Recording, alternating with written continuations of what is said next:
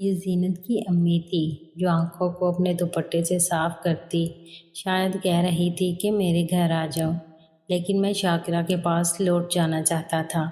بہت مشکل سے میں زخموں سے چور بدن کو گھسیٹ کر ڈرائیونگ سیٹ پر لانے میں کامیاب ہو گیا۔ سائقہ کے گھر کا دروازہ بند تھا اور یہاں سے آنے والے شور و غل سے غیر معمولی حالات کا اندازہ تقریباً گلی میں موجود ہر فرد لگا چکا تھا، اور میں ایک بڑے ہجوم میں تماشا بنا ہوا تھا۔ مجھ میں اتنی ہمت باقی نہیں تھی کہ میں گاڑی کو اس گلی میں ہی سے پیچھے موڑ لوں، سو میں نے اس ہجوم میں سے گاڑی آہستہ سے آگے بڑھانے لگا۔ اس دیوار کے پیچھے سائقہ پر کیا بیت رہی تھی، اور ایک لمحے کو میرے دل میں خیال آیا کہ اس کچی دیوار پر گاڑی ٹکرا کے سائقہ کے گھر میں داخل ہو جاؤں، لیکن میں خود کو کنٹرول کرتا آگے بڑھ رہا تھا۔ میں نہیں جانتا تھا کہ میں کس طرف جا رہا ہوں۔ میں بستی سے جانے کب کا نکل چکا تھا، اور ایک کچے راستے پر گاڑی کبھی کبھی ہچکولا کھا کر کسی طرح آگے بڑھ جاتی تھی۔ میں ایک جگہ رک گیا اور گاڑی سے نیچے اترتا۔ اس راستے سے تھوڑا دور زمینوں میں بیٹھ گیا۔ مجھے اپنے وجود کے ٹوٹے ایک ایک انگ پر رحم آ رہا تھا۔ میں خود کو کنٹرول کرنے کی جستجو کر رہا تھا۔ مجھے سر گول دائرے میں گھومتا محسوس ہو رہا تھا۔ بہت دیر بعد میں نے اس کچے راستے کو آہستہ سے پہچاننا شروع کر دیا تھا۔ مجھے لگا یہ وہی راستہ ہے جس پر آگے سونیا کی بستی ہے، اور میں اس کی شادی کے موقع پر کئی چکر لگا چکا تھا، اور اس بستی سے ایک اور کچا راستہ بھی اس مین روڈ کی طرف جاتا تھا۔ میں نے اپنے وجود کو سنبھالا اور گاڑی میں بیٹھ گیا، اور اس کے ساتھ ہی میرے ذہن میں ایک اور دھماکہ ہوا۔ سائقہ اپنا موبائل اور اس مکان کی چابیاں گاڑی میں چھوڑ گئی تھی۔ وہ ہمیشہ کے لیے مجھ سے جدا ہو گئی تھی، یا کوئی بڑا مذاق تھا؟ نہیں، سائقہ ایسا مذاق نہیں کر سکتی تھی۔ میں گاڑی کو کسی طور آگے بڑھا گیا تھا۔ یہ وہی راستہ تھا جہاں اس نے پہلی بار میرے ساتھ سفر کیا تھا۔ ہماری محبت کے پہلے روز اور آج اس آخری روز میں شمولیت کا کیا راز تھا، میں نہیں جان سکا۔ میں سونیا کے میکے والی بستی سے گزر رہا تھا جب مجھے کچھ اندھیرے اور اذان سے احساس ہوا کہ مجھے اس حال میں کم سے کم 4-5 گھنٹے گزر چکے تھے۔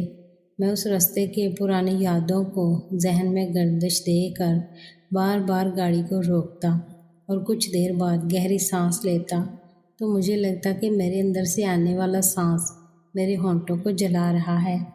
میرے اندر ایک آگ لگی ہوئی تھی۔ میں ایک جگہ رکا ہوا تھا، اور کتنی دیر سے رکا ہوا تھا مجھے معلوم نہیں، لیکن گاڑی کے شیشے پر جھکتا ایک شخص تیکھے لہجے میں بولا، صاحب پیتی تے گھر مویا، جس کا اردو میں مطلب ہے اگر نشہ کر لیا ہو تو گھر تک محدود رہا کرو۔ میں نے اس کو کوئی جواب دینے کے بجائے اس سے صرف سوالیہ انداز میں پانی بولا۔ مجھے لگا کہ اسے چند سیکنڈ پہلے کے رویے پر ندامت ہو گئی تھی۔ وہ پیچھے جانے لگا تو میں نے دیکھا ایک پرانی ڈاٹسن شاید میری گاڑی کے سائڈ پر ہونے کے انتظار میں ہے۔ وہ شخص ایک ٹوٹے سلور کے گلاس میں پانی بھر کر لایا۔ میں نے چند گھونٹ خشک حلق میں اتارے اور باقی پانی کو اپنے چہرے پر اچھال دیا۔ بولا، صاحب طبیعت خراب ہے تو ہم آپ کو ڈاکٹر کے پاس لے جاتے ہیں۔ میں نے اپنے ہاتھ کو اپنے سینے پر رکھ کر اس کا شکریہ ادا کیا اور گاڑی کو ایک سائڈ پر لگا دیا۔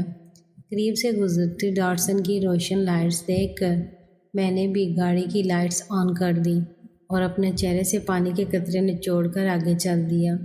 مین روڈ پر گاڑی آنے کا مجھے اس وقت احساس ہوا جب کسی بھاری ہارن نے میرے کانوں کو پھاڑ ڈالا۔ ساتھ چی چی کی آواز سے میں نے اپنے پاؤں سے بریک پر دباؤ بڑھانے کی کوشش کی۔ ڈھم کی آواز اور جھٹکے کے ساتھ سائقہ کی کچھ دیر قبل سنی گئی بلند چیخوں سے ایک بار پھر میرے کان پھٹنے لگے۔ پانی سے بھری اس چائنا گیند کو دیکھا ہے جس کے اندر پانی میں تیرتی لائٹس ہوتی، بالکل اسی روشنی کے گولے کی طرح بکھرے بالوں کے ساتھ سائقہ کا چمکتا چہرہ گھومتا ہوا آسمانوں کی طرف چلا گیا تھا۔ مجھے یاد ہے میری سماعت نے اپنی ہوں کی آواز سنی تھی، پھر ایک بار پھر سے مجھے سائیکا کی چیخوں کے ساتھ بھاری ہارن بریک لگنے کی لمبی بھاری چیں کی آواز کے ساتھ سائیکا کا روشن چہرہ گھومتا اپنی طرف آتا دکھائی دیا۔ میں نے بریک لگانے کے لیے پاؤں پر دباؤ بڑھایا۔ کچھ آوازیں میرے کانوں میں پڑیں، ٹانگ پکڑو، ٹانگ ہل رہا ہے کے بعد میں سر میں بھاری ٹھاک کی آواز آئی۔ میں اپنا سر پکڑنا چاہ رہا تھا لیکن کسی نے میرے ہاتھوں کو پکڑ لیا تھا۔ مجھے لگ رہا تھا کہ میں ہلکی نیند میں ہوں اور کمرے میں کوئی زور سے بول کر مجھے ڈسٹرب کر رہا ہے۔ کچھ روشنیوں کے ساتھ مجھے اپنے پورے وجود میں کٹاؤ محسوس ہوتا ہے، اور پھر کچھ آوازیں۔ میں کچھ چہرے دیکھ کر بول رہا تھا لیکن کیا بول رہا تھا اور چہرے کون تھے مجھے نہیں معلوم تھا۔ کسی جھٹکے پر میں نے آنکھیں کھولی۔ اسٹریچر پر تھا اور کسی روم میں لے جایا جا رہا تھا۔ میں بہت دیر بعد یا کئی بار دیکھے کے چہروں کو اتنا پہچان چکا تھا کہ میرے اپنے ہیں، لیکن کون ہیں؟ میں ان سے اونچی آواز میں بول رہا تھا۔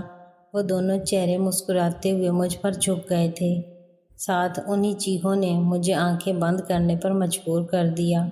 مجھے لگا میں چیخ کر بدن کو ہلا رہا ہوں اور کچھ ہاتھ مجھے پکڑ رہے ہیں۔ میں نے چمچ سے پانی پلاتے سائیکا کو پہچان لیا تھا۔ میں مسکرا کے کچھ کہہ رہا تھا اور ساتھ کوئی اور آواز بھی سائیکا کے ساتھ کہکا لگا رہی تھی۔ پانی میرے لبوں سے نکل کر گردن تک پھیل گیا تھا۔ شاکرہ کا مسکراتا چہرہ میرے سامنے آیا اور اس کا ہاتھ کسی سفید چیز کو پکڑے میرے ہونٹوں اور اس کے نیچے پھیرنے لگا۔ کسی روشن غار سے نکلتے ہی میں نے شاکرہ کو دیکھ کر اسی بلند آواز سے کچھ کہا، لیکن وہ اپنے کانوں پر ہاتھ رکھ کر میرے ہونٹوں کے قریب لانے لگی۔ میں نے آنکھیں بند کر لیں۔ شاکرہ بحری ہو گئی تھی۔ مسکراتے چہرے کے ساتھ سائیکا نے میرے ہونٹوں سے کچھ لگا کر بولا، اسٹرابری جوس۔ میں پوچھنا چاہ رہا تھا کہ تو کالج نہیں گئی آج، لیکن تیز روشنیاں میری آنکھوں کو بند کر رہی تھی۔ شاکرہ اور سائیکا کی کوئی بات سنتے ہوئے مجھے رفتہ رفتہ سب یاد آنے لگا، اور پھر سائیکا کی چیخیں، بھاری ہارن بریک کی آواز کے ساتھ میں نے اپنے پاؤں پر دباؤ بڑھایا اور دونوں مجھے پکڑنے لگیں۔ مجھے وقت کا اندازہ ہونے لگا تھا۔ سائیکا پوری رات میرے ساتھ بیٹھی رہی، مجھے چمچ سے پانی پلاتی اور مجھ سے باتیں کرتی رہتی تھی۔ شاکرہ اس سے آگے ایک بیڈ پر سو جاتی اور دن کے کچھ اوقات سائیکا سو جاتی تھی۔ وہ اکثر سوتے ہوئے میری طرف پیٹ کر کے اپنے بستے پر قمیض کو سیٹ کرتی اور مجھے دیکھ کر مسکراتی ہوئی دوسری طرف چہرہ پھیر لیتی، اور شاکرہ اس کے اس انداز پر کہکا لگا کر مجھے دیکھتی۔ یہ سب کیا تھا؟ شاکرہ اس کے اداؤں پر کیوں ہنستی تھی؟ سائیکا مجھے چھوڑ کر جا چکی تھی تو وہ کیسے واپس آئی تھی؟ اور اس جیسے بہت سے سوالات تھے جن کا جواب میں جاننا چاہتا تھا۔ مجھے کوئی بتا نہیں رہا تھا اور مجھے بولنے بھی نہیں دیا جا رہا تھا۔ مجھے ساکت رکھنے کی کوشش کرتی تھی وہ۔ میں کتنے دنوں سے یہاں تھا اور میرے اپنوں میں سے کوئی کیوں میرے ساتھ نہیں تھا؟ شاکرہ اور سائیکا کو میں مسلسل کئی روز سے ایک ہی لباس میں دیکھ رہا تھا۔ میں شاکرہ سے کچھ کہنا چاہ رہا تھا۔ وہ اپنا کان میرے ہونٹوں کے قریب لا کر سننے کی کوشش کرتی اور پھر مایوسی سے پیچھے ہٹ گئی۔ میں نے اس کے کپڑوں پر نگاہیں پھیرنے کی کوشش کی۔ فوراً مسکرا کے بولی، کپڑے بدل لوں؟ میں نے قدرے مسکرانے کی کوشش کی اور سائیکا کی طرف آنکھیں پھیر لی۔ شاکرہ بولی، سائیکا بھی بدل لے؟ میں نے آنکھوں میں یس کہا۔ شاکرہ بولی، او ماموں کی جانو، ادھر آ، فرمائش آئی ہے تیری۔ وہ فوراً اٹھ کے آ گئی۔ میں ماموں کی جانو، شاکرہ کے منہ سے سن کر اس سے نظریں چرا گیا۔ شاکرہ نے مسکراتے ہوئے سائیکا کو بتلا دیا کہ دونوں نے کپڑے بدلنے ہیں۔ سائیکا بولی، میں تو نہیں بدلوں گی۔